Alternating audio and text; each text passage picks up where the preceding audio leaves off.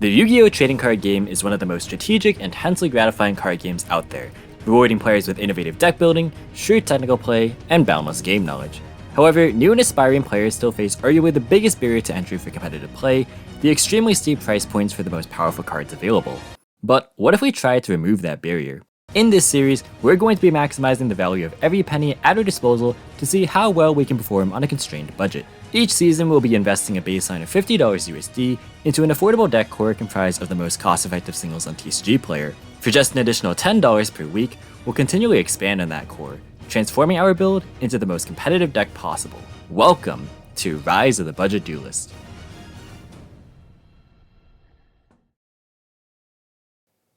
Welcome everybody to week 2 of the series, and I will fully admit last week was definitely a bit on the rough side. We have a very basic bare bones Phantom Knight core put together, but it is certainly missing a lot of the major important components that make it run fluidly, even if it's not the most optimized version with like Enforcer and things of that nature.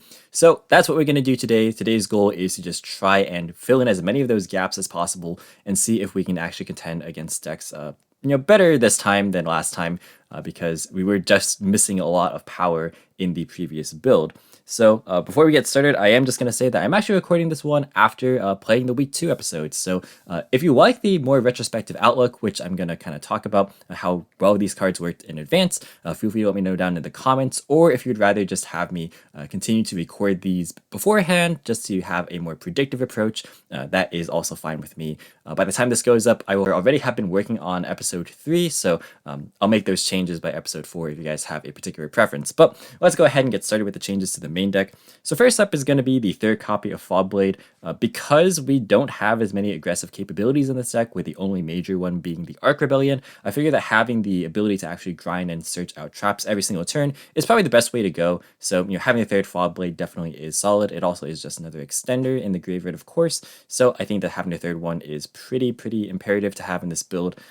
And I think that's pretty self-explanatory. The other pretty obvious change is to make a addition of the Phantom Knights of Shea Brigandine to the list. So this card obviously is just a accessible extender at pretty much any given point in the game, and allows us to make our Time Thief Redoer have a lot more value than it did previously, because we didn't have a reliable way to get a trap underneath it before this card. So this is just a way to actually make use out of the Redoer that we had before that. I did want to put in the Phantom Knights, the Burning Abyss monsters to supplement the Phantom Knights, but that ended up being above budget. So we're going to have to reserve that for yet another week, unfortunately. But yeah, these cards definitely have been pretty good. Not really too much to say. I mean, these cards are just, they make the deck run a lot more smoothly. So very happy that these are in the deck right now.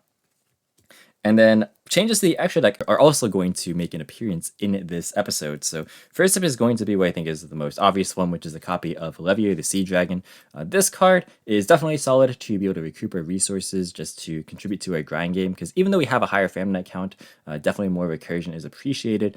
I didn't make this card as much as I would have anticipated, but it still is a good option to go into, just because there are times where we really do want to be able to actually bring back the bodies that we banished, and we don't have any way to actually recycle them otherwise. So this is obviously a pretty solid card in its own right. Something that I was also testing was going to be the third copy of the Break Sword. Shout out to my friend Nick for letting me borrow his French copy, because I don't own 3 of this. But yeah, because I wasn't really making any rank 3s besides this card, I figured that just throwing in the third one probably is good enough. I think the third one actually came up one time, so that's pretty good. Basically, this card is what you want in your engine anyways, as far as removal plus extension. So I figured that because it's the only thing I'm making anyways, might as well just max out on it. And that's until, of course, we can improve the extra deck a bit more.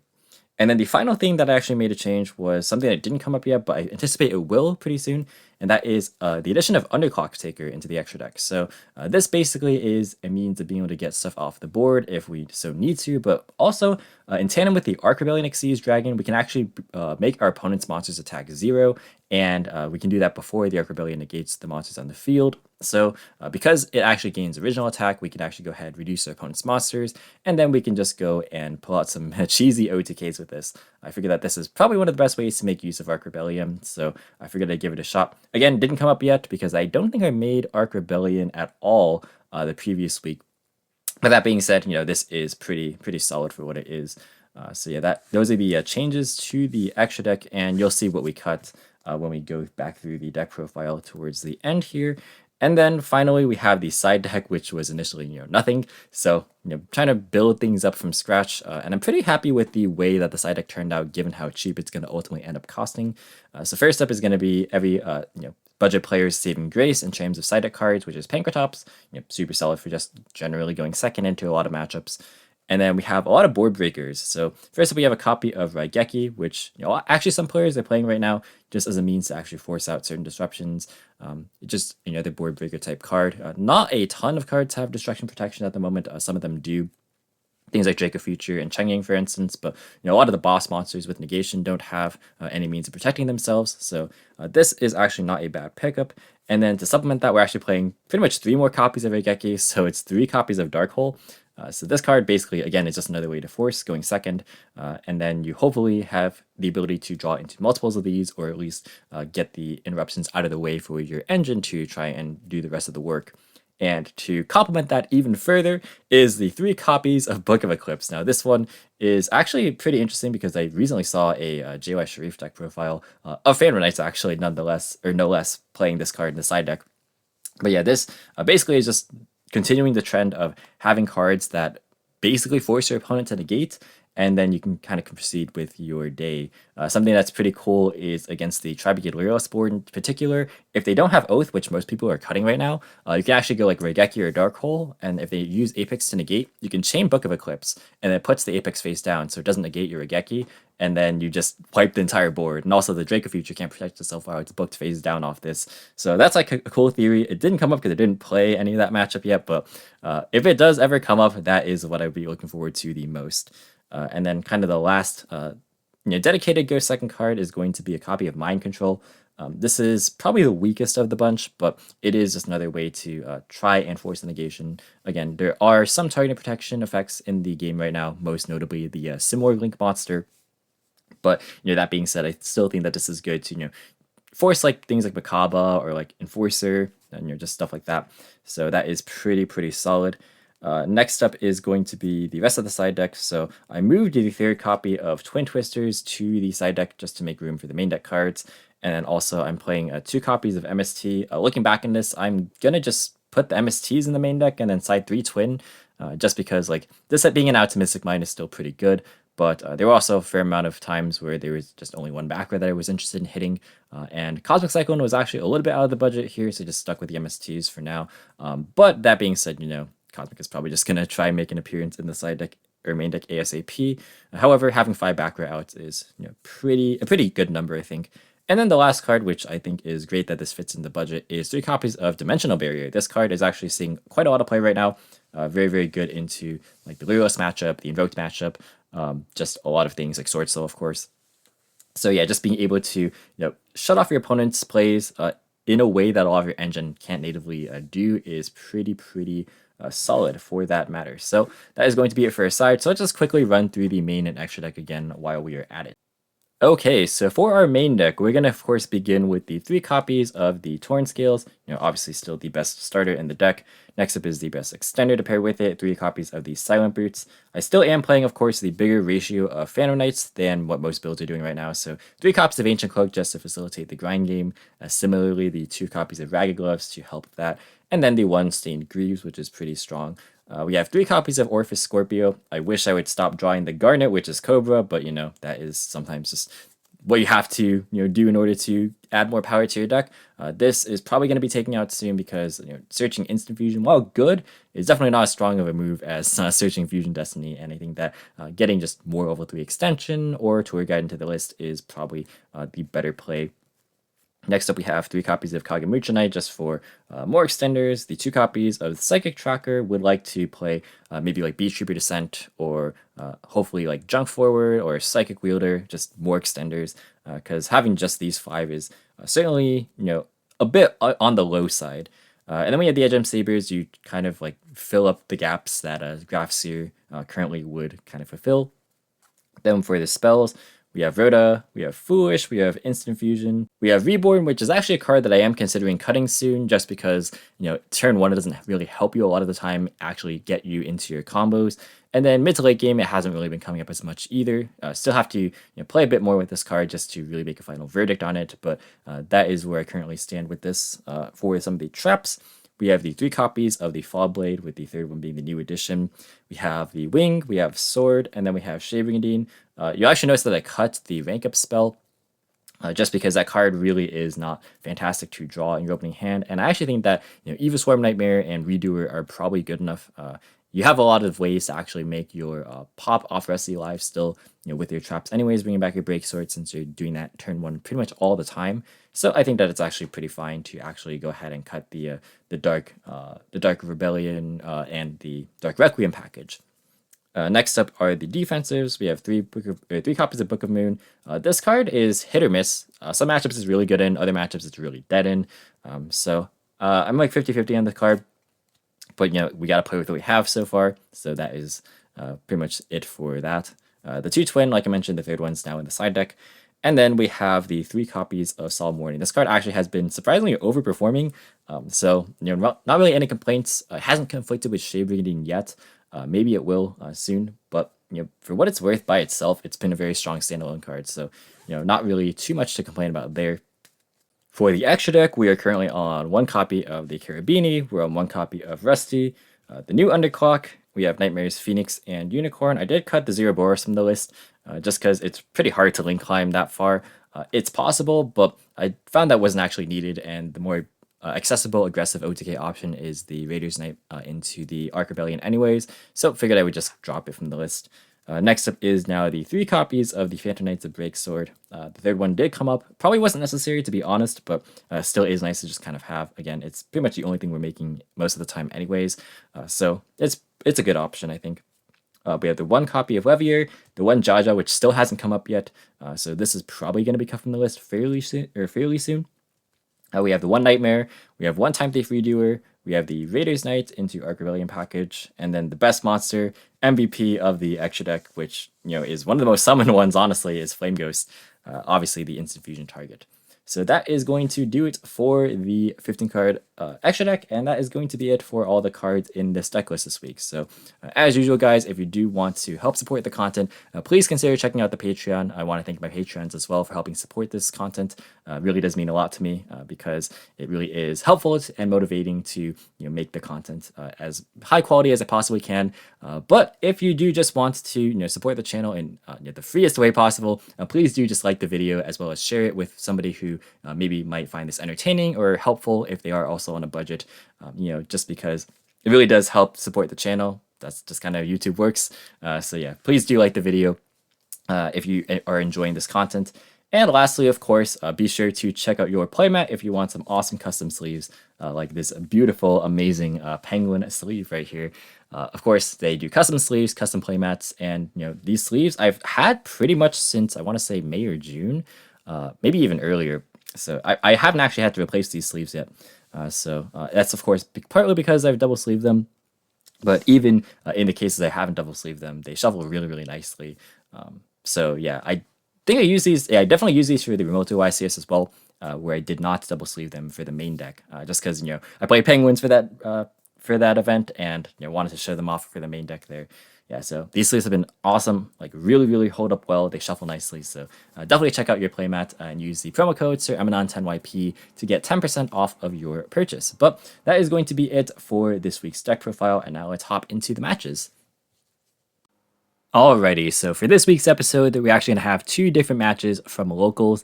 This first one right here is going to be round 2 up against Altergeist, which is, one of the more popular fan favorite rogue decks of the past couple of years. A deck that I've actually played myself in the past quite a bit, so I'm pretty well versed in just what the cards natively try and do, but I haven't actually played against the deck too much ever since they got their new support, the Pukari plus Memory Gant in the Brothers of Legend set. But yeah, this should be pretty interesting. So we did lose the die roll, and he opted to go first, of course. Then just gonna set 3 and pass.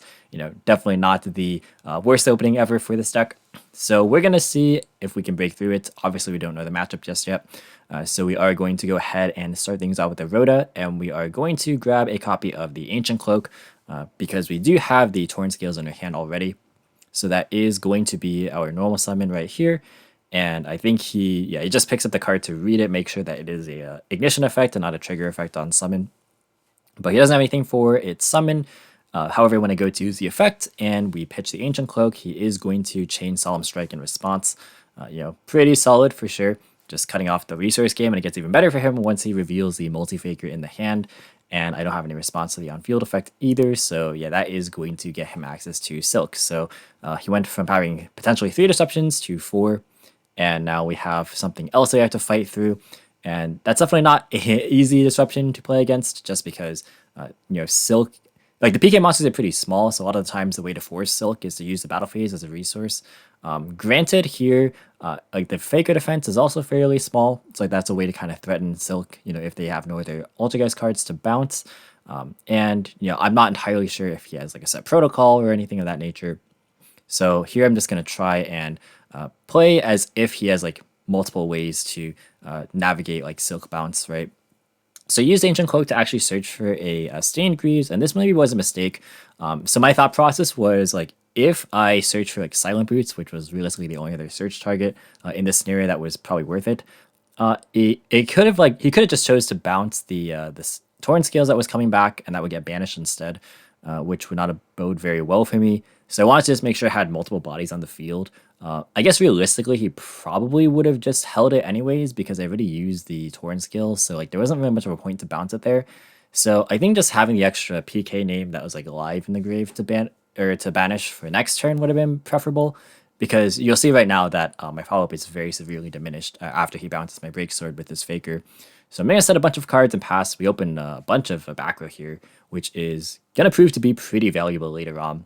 So play passes back to him. He's going to normal summon the Multi-Faker. You do what you got to do sometimes to get in damage. And then so here he's going to enter battle phase and attack with Silk.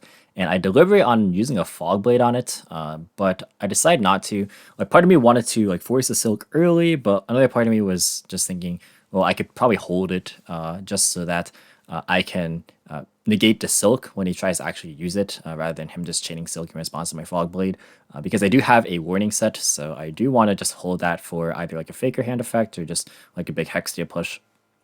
So he's going to attack with his monsters, and then still in battle phase, I believe. He's going to try and bounce on my back row here.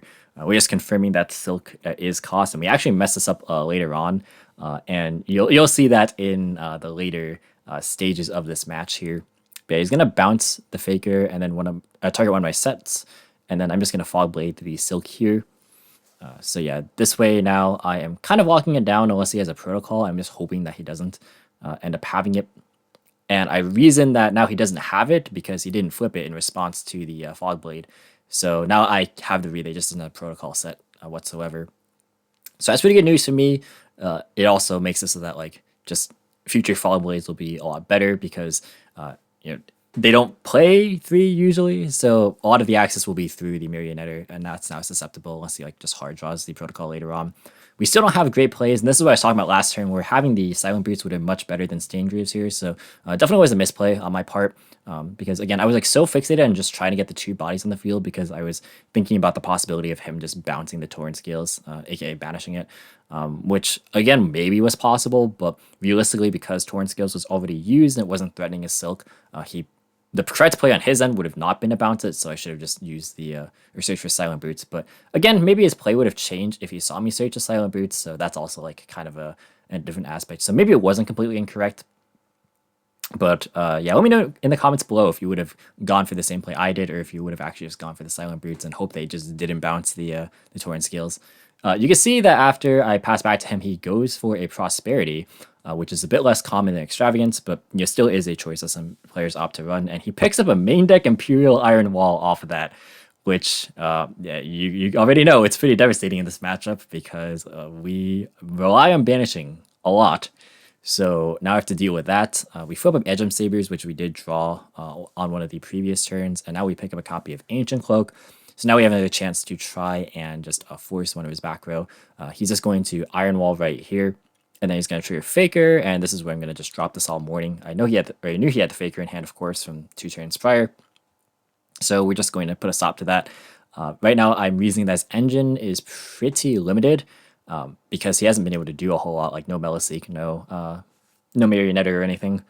and his Silk is kind of locked down with no protocol for him. So I'm just going to go for the Break Sword here, just to, again, try and clear through the Iron Wall, because that card is preventing us from playing, but he has the D barrier on summon. So that is not very great news for us. Right now I can't attack this Silk because the Fog Blade is preventing me from attacking it, so I'm forced to pass back to him. He draws for turn, he sets another card, really just not finding too much engine, and then play passes back to us. So now we're just gonna try again with this Break Sword here soon enough. There's 2 occasions where I actually just forget to attack or detach from Break Sword for some reason. Not entirely sure why. Here is one of them. In this case, I don't think it mattered. I think in one of the other cases it could have mattered, but realistically didn't. So we'll kind of just get to that as we move along here. But yeah, we're going to go and target the Iron Wall, and I'm trying to decide on which card in my field I want to pop, but it doesn't matter because he has Strike anyways. So yeah, he's going to, negate my Break Sword. I'm going to use the Graveyard effect just to recoup some resources. They do unfortunately become level 4s, so I just can't go for another Break Sword, which would be pretty ideal in this case. This Iron Wall really is locking me down. He's going to Spoofing to shuffle away his Conqueror. He's going to pick up Faker, but I do have a second copy of Warning Set. So he striked me twice, I warned him twice. So a lot of life points being paid in this match. So yeah, neither of us can really stabilize just yet. This Iron Wall really is debilitating, and that's like probably the one thing that's stopping me from making like a much more powerful push immediately.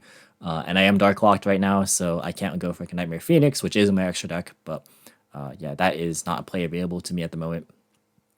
So we are just gonna go for Time Thief Redoer, because I figure that Redoer control is good, even though it can't tag out. Like I can hit a lot of traps, but I actually hit an Nadir Servant, which is not what I was expecting at all. So now I get more intel on his deck, which is very, very important. Here I can just end phase draw a card, and then I can draw for a turn, and then I can standby phase, Redoer. And I figured that like if I hit a trap, I can just out the Iron Wall at pretty much any point in time.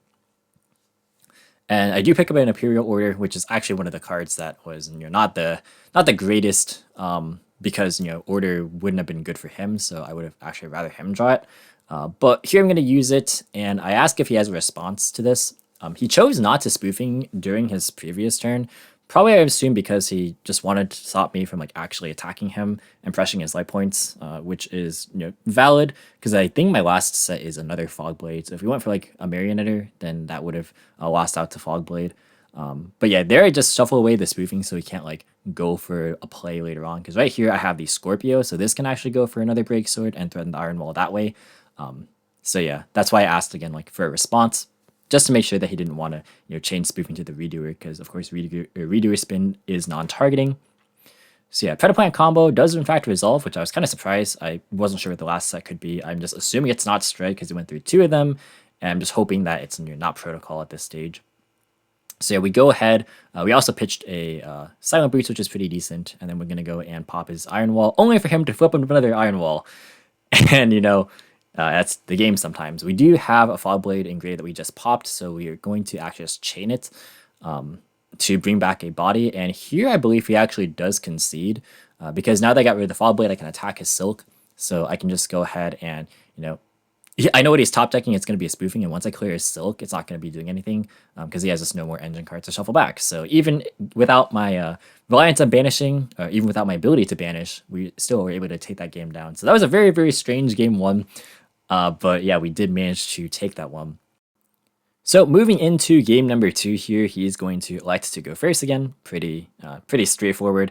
And his opening is much better this time around with the engine cards, because he has not only the Meliseek, but also the Pukri to link away with from hand. So you can just go straight up into the Hextia and trigger both the effects of the Pukri to add self back, as well as the Meliseek to go and grab a search here. So off to the races for sure. This card is like super strong, Pukri that is, and he grabs a Marionetter off of the Meliseek as well, which telegraphs a Multi-Faker in hand. So he has a lot more engine in comparison to last time. And following that up, he also has the Pot of Prosperity again, which helps him dig for just more powerful blowout go first cards. Things like the Floodgates that we saw in game number 1, and just maybe like Solemn Judgment if he sided that in. So that is pretty solid. He does have a choice between what looks to be Nadir Servant and Dimensional Barrier, and he chooses to go for, I believe, the Dimensional Barrier here, just as more of a surefire hindrance. I don't think Dogmatic Altergeist can afford to play the Schism package. I know some people were experimenting with this build last year, like when the Dogmatic engine was fairly new, and it does help like add like more starters for Altergeist and like mechanisms to break boards going second. But yeah, I don't think they can play Schism because Schism does conflict with the Faker because you are obviously locked into Geists with a multi-Faker effect. But yeah, he's going to just pick a barrier and just sit in that. So here we're going to open up with a copy of Predaplant over Scorpio, and we're going to pitch a copy of Ancient Cloak here. Now I'm trying to fish for an Imperm, a Strike, like a Protocol, something of that nature. But to my surprise, this does in fact actually resolve. And I know the contents of his hand. He has 3 cards in his hand, and I can assume that the last one is Multi-Faker. We know about the Marionette that was searched and the Pukri that was added back. And of course, you can reasonably assume that Faker's in hand if they don't search it off the Milliseek turn 1. So he's going to flip up the Protocol and res of me adding the Instant Fusion to the hand. And then here he's going to drop the Faker. So as soon as he flips up Protocol, now I know what all of his cards are because he picked up a Dimensional Barrier. So that's like what is the known set. And now both of his cards are known in hand as well. So that makes like kind of the order of operations to me a bit easier. Here he deliberates between summoning Milliseek off of the Faker and the Silk. He eventually decides for Silk, which definitely was the right call because he was not in need of more follow-ups since he already has the Marionette in hand. Plus, if he didn't go for Silk, then it made it so that like I couldn't get punished if I just linked climbed immediately, like in a Carabini into Rusty. But now, like if I do that mindlessly, then he can just bounce with Silk, and I won't be able to actually deal with it. So yeah, that definitely was the right play because like Protocol plus Barrier, while pretty strong, was not unoutable for me. But now I have to think considerably more about how I'm going to actually break the board and try and set up interruptions. So here we're going to go an Instant Fusion for the Flame Ghost. I actually neglect to put my Cobra into attack position, which was a bit of a mistake because that card actually could threaten the Multi-Faker in the battle phase, which meant that Silk would have had to have actually either been used or he would be left with Protocol and Silk and would be stuck in this awkward position where if he Silks first, he can only bounce the Protocol and then gets no value out of it. So he would have to like Protocol first, sending away Hextia, and then he would have to like Silk afterward. So like that would have made my line a bit easier, just like with that knowledge that in order for him to maximize value, he would have had to have sequenced it that way if I would have cleared the Faker. But I didn't have that option, just go battle phase and clear the Faker right away. So we just go into Carabini instead. And we're gonna go and send a copy of the Torn Scales right here. So now I'm just trying to maximize the amount of extension I have. I do have a lot of PK names rotation.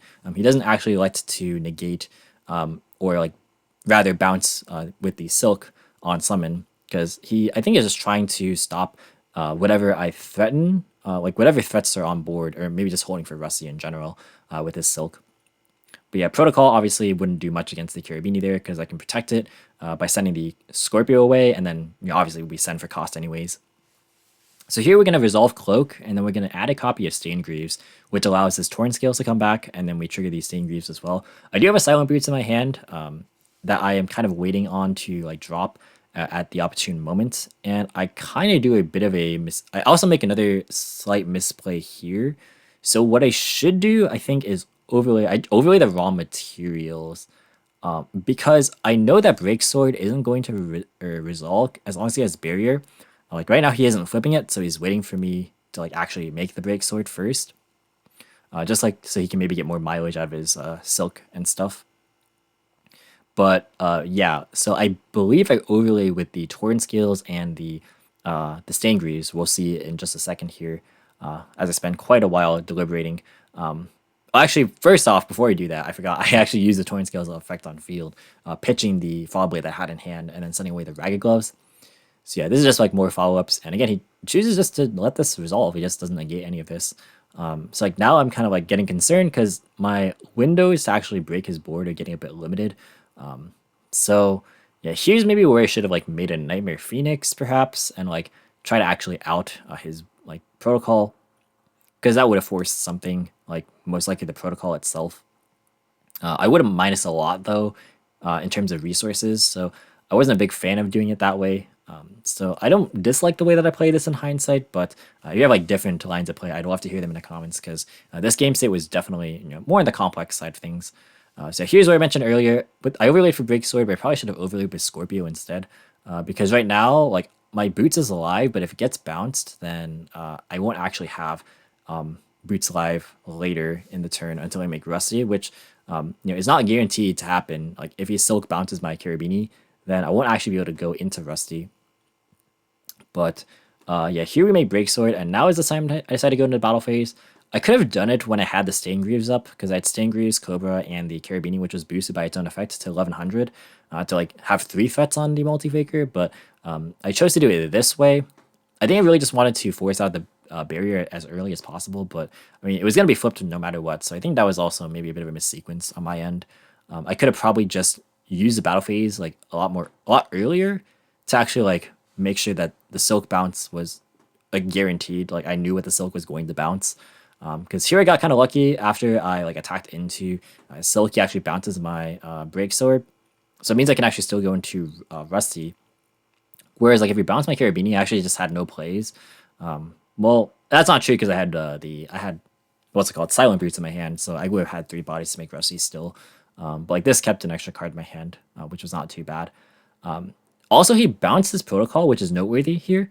So let me clear not only the Faker, but also it gives me a short window to where my Fog Blades actually affect his monsters. Because of course, Protocol has a protection effect where basically the activated effects of his Geist monsters on field cannot be negated. So that blanks Fog Blade if it's on field, but since he returned it to his hand, I actually don't have to fear that right now. Whereas like if he had bounced his Faker, I would not be in this scenario. I think he did that because he wanted to like Marionetter to bring back the Faker, which is like valid for sure. But like now I actually have the ability to negate what I know is Marionetter coming down as a normal summon, since again it was searched the previous turn. Here he elects to not use the Hexia to negate this, and I think he's just fine with the Marionetter being negated, which is fair enough. Like he also wants to clear my Rusty, which is valid, because like right now it's being boosted, of course.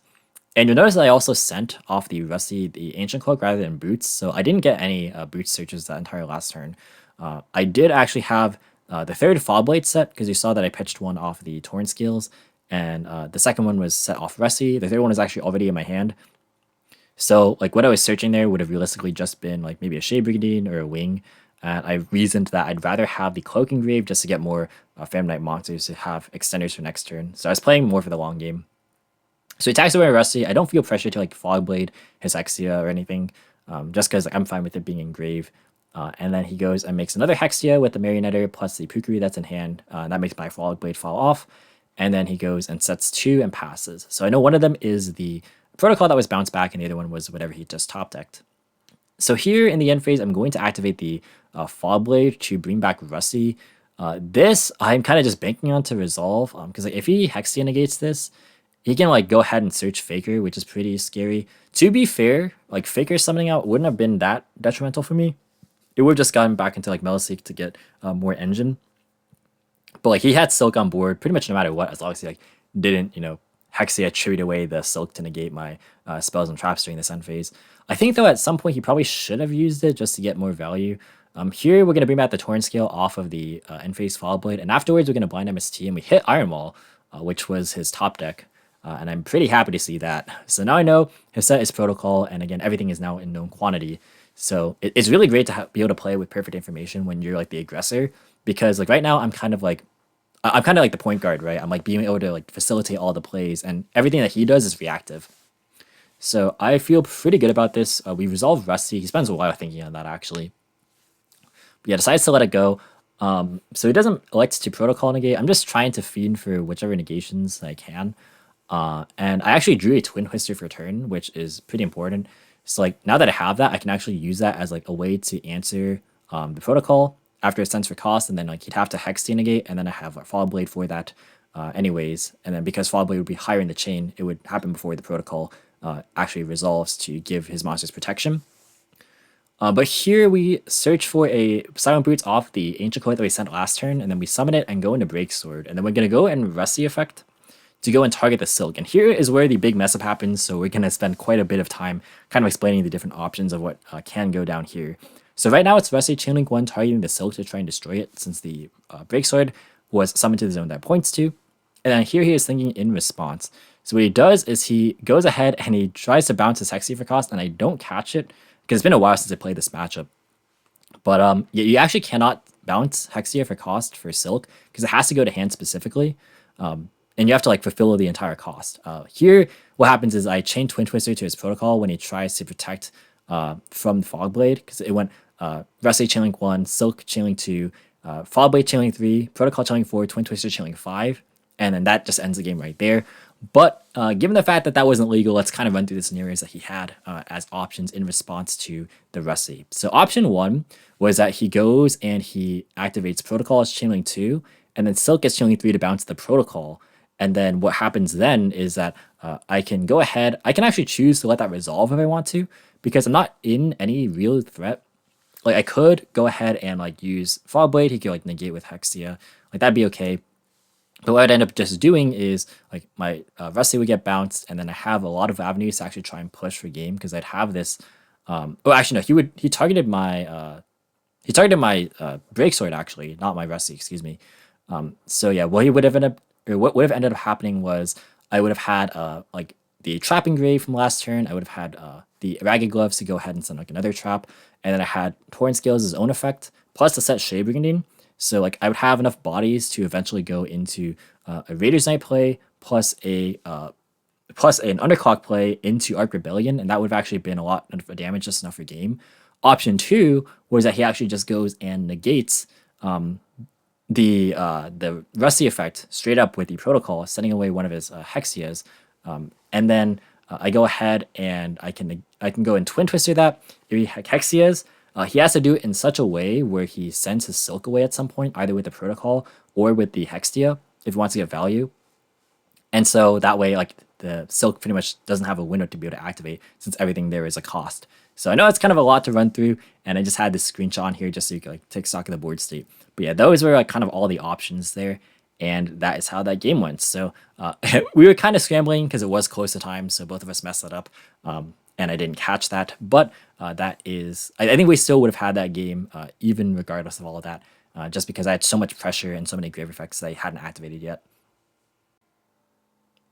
So after that very long and grueling matchup against Altergeist, this one's actually going to be a fairly quick one in comparison, up against Virtual World actually, and we are somehow 3-1, which is actually pretty good considering our expectations, because we are playing a neutered Phantom Knight list, but at the end of the day, it is still Phantom Knight, has a lot of the more powerful advantages of at least the engine itself for the most part. So that's pretty good. But we go first and brick, and this is a trend that keeps happening because we bricked last week too. Thankfully, our cards are more live this time. It's double warning and Book of Moon set, but yeah, just the fact that we don't have as many extenders as other builds do is kind of posing a problem right now, and it's something that I will have to address because I focused a lot this week in terms of the budget on the third Phantom or the third Fogblade, the Phantom Knights of Shade Brigandine, just having a side deck at all, and then improving our extra deck. But yeah, the main deck composition engine wise still could be optimized for sure. I do want to play more extenders than just like the Psychic Track, 2 of Psychic Tracker and the 3 of Kagemucha Knight, which is pretty much all we have.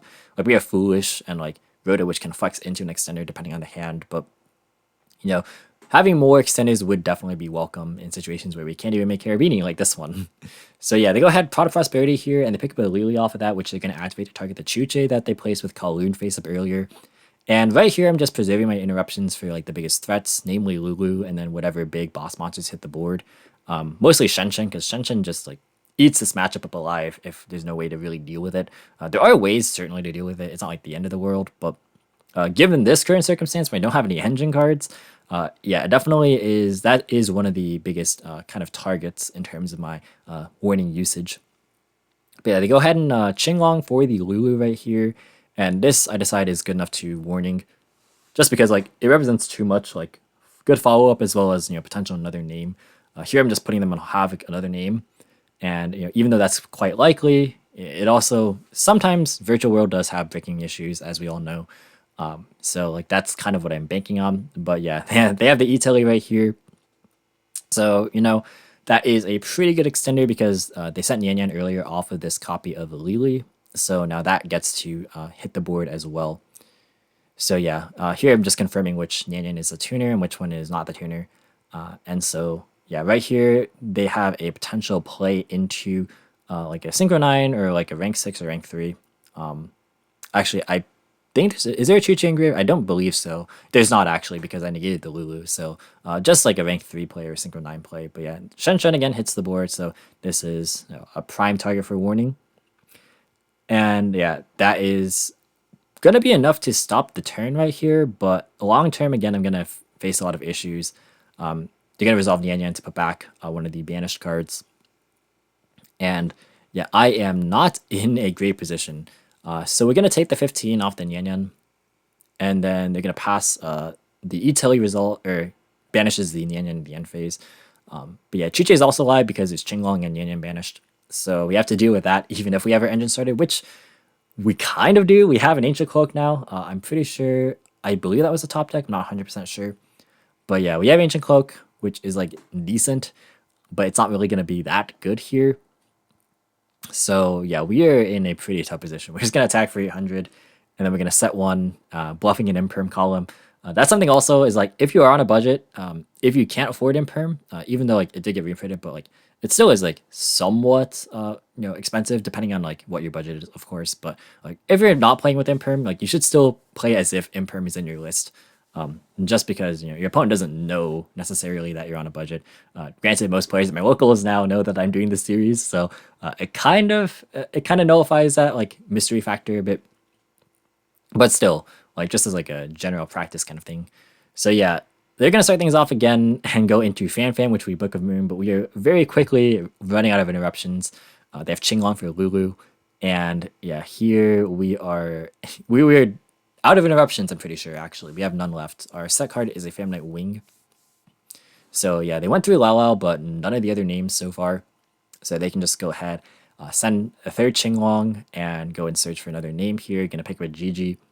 And from here it is GG, because we have nothing else really to have going for us. We're just gonna watch as they play out their turn here. So gonna go and activate the GG effect targeting Lulu here. And I think they send a copy of Xuanwu, if I'm not mistaken. Or no, they are sending a Chuche. Yeah, because they want to raise the level to go into a Vermilion play, I'm pretty certain. Yeah, they go for Vermilion. The good thing about us warning the Shenshen, or using warning on Shenshen earlier, is that they can't bring it back right now since it wasn't properly summoned. But, Vermilion is good in this kind of like simplified board state. So we're going to wing to protect our cloak after they target it with the Vermilion, but they can just chain Chuche to pop. So, that is not long for this world. And the last card in our hand is a copy of Stained Greaves. So they go to battle phase to try and end the game here, but I think they forget about the wing, the revival effect. So yeah, we're just going to go ahead and trigger the Stained Greaves as well, just in the event that we draw a level 3, we can maybe play. Obviously, Chuche is still alive, so that's not ever happening, but we can hope and we can dream. They're going to GG to add back a Lulu in the end phase, and then we draw. I don't even remember what this is, but it clearly is not a card that is live enough because we just packed this one up. So yeah, that is problem number 1 with our build, which is bricking, and that did happen last week, so I can't say it's an anomaly, because even though this deck is fairly consistent, the fact that we have bricked multiple times is a bit of a problem. Now, they're going to Samurai Phase Lancia, and this is problem number 2 with the deck, is that we don't have Verite Anaconda or like IP Masquerena, or really anything that is great as a backup plan into Lancia, because sure, Lancia hurts PK just in general, but a lot of the DPE builds obviously can just back up into DPE or just whatever link bosses that they want to, and they can put up at least some form of a board. But we, on the other hand, do not have those luxuries. So we have to somehow be able to get into Rusty plus Breaksword. That's most of our ways of interruption, right? That's how we set up the end board all the time. And getting into 5 bodies is hard when you can't banish to search for boots, and you can't banish the traps to get extra bodies in the field. So yeah, as soon as Standby Phase Lancia comes down, we are in a world of hurt. So we are going to try and do our best to navigate the board. And by that I mean play out our hand, because there's no board to navigate, but the Lancia is posing so many problems on its own. So we have Tracker. You can say our hand was extremely good, if not for the Lancia. And we still do actually try and make a board. It's just unfortunate that we didn't have this kind of hand last turn, and it actually would have been okay if we had multiple back row into the Lancia. But yeah, we kind of just drew the hands in the opposite games that we wanted to. Now that's variant, of course, and you can't really blame that. The bigger thing to blame is just the anatomy of the deck, right? Is that we need more extenders, and we also just need ways to have backup plans for Lancia. Now, again, I do have a plan here in mind. It's not a good one, but it does end on theoretically 2 interruptions. So we're gonna carry Beanie to send Edgem Sabers. Like this is kind of the problem with Sabers is that like we minus ourselves a resource to be able to do this play. But yeah, my goal right here is to just go and overlay into Break Sword with the 2 level 3s right now. And we're gonna go and link with the Break Sword plus the Rusty. And then we'll have a Trap Engrave because we haven't used the Torn Scales effect yet, which we're gonna do right now. So you can see we even had the Ancient Cloak to pitch off the Torn Scales. Like we were in such good shape. But yeah, we're gonna send Famnite's Sword to the grave. So like the idea is to put Rusty in on the field and then the Break Sword in the grave so we can bring it back and get a pop in their turn. And then we'll have Rusty resolving to get a Fog Blade. So like that's ideally what we would have. It's not great, but through Lancia, it's better than nothing. Because like if I go into Rusty here, then I'm not actually doing anything because there's no way for me to really get an extender without banishing, of course.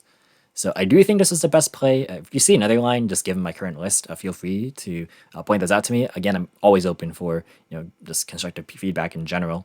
But yeah, this is what our attempt at getting back into the game is, or just stabilizing until next turn.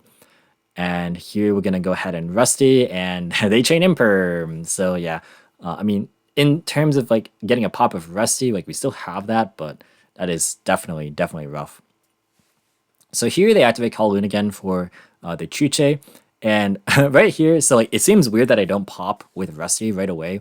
And I would have done that, but they tell me like they have 3 hand effect names. Like so they ask like, do you want to play it out for content? Or like do you just want to pack it up? And I'm like, well, let's play it out. And that's why I don't pop, because like, well, my opponent just told me that there's 3 VW names. It probably was still the best play though, however, because of the fact that like now from this point on, they can always just enable Chuchi to be live. So like anytime that I activate Break Sword, or sorry, Famnite's Sword to bring back Break Sword, they can just change Chuchi to pop. And you'll kind of see how that happens. So like the first step obviously to getting one banished is the Qinglong, which they'll do pretty shortly here after they resolve some hand effects. And then now they send the Chuchi to the grave, I believe here. So as soon as they banish Qinglong, they'll be able to banish Chuchi at any point, given the fact that they have a VW name on field. And now they just have 2 different names, and Chuchi will always be on, and now my Rusty will never be able to be on field when I activate the sword to bring back Break Sword. So even with the knowledge that there were 3 VW names on hand, it was still correct to pop the Chuchi immediately, but just given the fact that the hand was so strong, like it didn't ultimately end up mattering too much. Like we were still dead in the water. So unfortunate, but I mean, like that small misplay aside, I don't think we could have recovered realistically, because like there would just been too much setup here. Yeah, so they go for Coral Dragon, and here I think I like sped up this footage a bit, just like 2 times speed. But yeah, they're gonna go for Zolkin even into Crystal Wing. And like now that I know that like Chuchi could just answer at any point, I'm pretty much saving the sword to just like defend my life points essentially, like just hope that I can survive for next turn somehow. But yeah, like again, even if I had used the pop right away, which is probably the best play, like then that would have left me very susceptible to things like Fan, which would have just cleared all my follow up anyway. So yeah, definitely not a very good position for me to be in. So yeah, they're gonna Zolkin after drawing a card off Coral Dragon. Here I'm thinking, I'm like, I could try and pop here, but again, like now that Xuanwu's engraved off the GG, I believe, like now they could just like, yeah, here I'm checking the graveyard. It's like, oh, there's Xuanwu engraved anyway. So like they just change Xuanwu, change Chuche, pop, and I can't do anything. So yeah, as soon as I didn't pop the Chuche immediately, like it was not gonna bode well for me. And they drew Desires off the Coral Dragon to boot. So that just adds insult to injury. But yeah, I mean the game was over anyways, so it didn't make a big difference. They have Lao as well. So they can just bring back pretty much whatever they wish to here. I believe they still do go for Fan. At some point they do at least. Like they just have so much pressure. They again have Xuanwu as another extender, so pretty much all the hand effects I believe were already used, but not the normal summon. Also they have Nyan coming back. So yeah, we are not in a good position, needless to say. So they're gonna go ahead and make Shen, which of course is going to deal with the follow-up pretty handily. And they're going to tribute summon for Lili, and they're going to go ahead and Chuche to increase Yan Yan's level, and I believe they go for Fan Fan here. So yeah, right here I think about it and I'm like, all right, I guess my hand is kind of forced, because I do activate Sword to bring my Break Sword, and then they're gonna Chuche pop. Like they could have done this at like any given point as soon as the Chuche hit the graveyard, pretty much, and like as soon as Chingwon was banished and Chuche was in grave, this was an option. So yeah, here we bring out the Torrent Scale again. We're just walling up, and then they're gonna banish the Cloak and the Break Sword again. Fan Fan is like just super good in this kind of like scenario. And then here they're just going to simply clean up the game. They're gonna attack over the Torrent Scales, and then they're gonna attack with Shen Shen. They're gonna then attack with Crystal Wing. Shen Shen effect to put back, negate it with Crystal Wing, and attack me for the remainder damage. So we went 3-2 this week, which is a pretty considerable improvement over last week. I think I actually overall played better as well. But here are the 2 prize packs we have to open. So let's just see if we pull anything noteworthy. I forgot to do this last week. I apologize, but hopefully we can get something pretty good. And even if not, I think we're actually well on track to actually, improve upon the main weaknesses of the deck, which was kind of the main goal for this week anyways. So let's see, we got Alien Brain, Pet in the Dark Clown, and Geonator Transverser. Shouts to last season when I played this. And then we have the One Brothers of Legend pack. So let's see what we got here. I actually don't know what OTS pack that was. That was 16. You can tell I know what sets or what comes in what set. I open product up very often. All right, so we have Ice Barrier. This card is the best Penguin support card that I actually didn't end up playing. Idea, the Heavenly Squire. We have Thought Ruler Archfiend, Karibu, and we have Altergeist the Memory Gant. I don't know the value of any of these cards, so I'll have to go and check that out. But yep, not really anything super noteworthy, so let's just go ahead and cut to the conclusion. All right, so for this week's locals, we actually managed to go 3-2, which honestly exceeded my expectations, given the fact that I thought it would take much longer to acquire a positive win record at locals, but here we are. And we got 9th place out of, I believe, 26 players, one of whom dropped prior to the end of Swiss. So not too bad overall. I think that we, of course, are on track to at least get to a better position in terms of where the Fam Knight strategy wants to be. We have a long way to go as far as, getting anywhere close to the current ceiling of optimized meta lists. But I mean, that being said, we still have the core tenets, the foundation of Fandom Knights right here, and those are at work and are doing pretty well for us. So in order to keep making strides towards topping locals pretty soon here, I want to make more adjustments. So the goals for next week are going to be to try and improve consistency. We've been breaking more than I would like to, even though this deck is allotted for its consistency. So I would like to play more extenders, play around with the BA package, various combinations of cards that fit the budget, and see what we can do. And then from there, hopefully we can try and improve upon like the side deck and like the defensive cards. And then maybe after that, we can look into power players for the extra deck, things like Zeus, Masquerena, Appaloosa. Of course, it's a long way until we can get to DPE, but we can go ahead and make, smaller strides up until then. So that's going to do it for this video, guys. Thank you so much for watching, and until next time, I will catch you in the next video. See you guys!